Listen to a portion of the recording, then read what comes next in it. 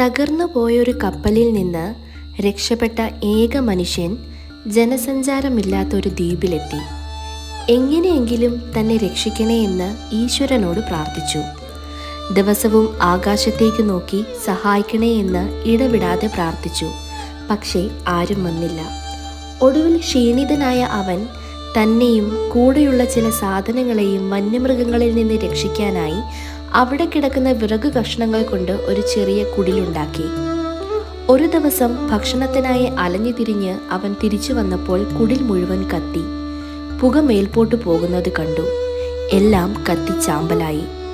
സത്യാനാശം സംഭവിച്ചു. ദേഷ്യവും സങ്കടവും കാരണം അവൻ സ്തംഭിച്ചു നിന്നുപോയി.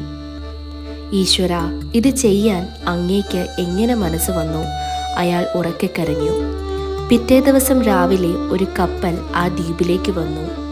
ആ ശബ്ദം കേട്ട് അവൻ എണീറ്റ് നോക്കി. ആ കപ്പൽ അവനെ രക്ഷിക്കാൻ വന്നതായിരുന്നു.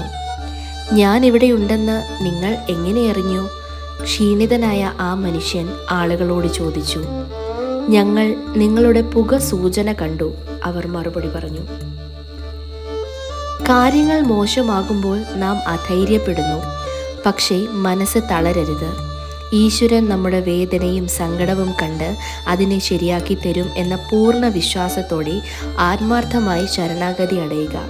അദ്ദേഹം ഒരിക്കലും കൈവിടില്ല. ഒരു ചെറിയ കുടിൽ കത്തി ചാമ്പലാകുമ്പോൾ വരുന്ന പുകയുടെ സന്ദേശം ഈശ്വരൻ കേട്ട പോലെ നാം കഷ്ടതകളിൽ മനം നൊന്തു വിളിക്കുന്ന വിളി ഈശ്വരൻ തീർച്ചയായും കേൾക്കും.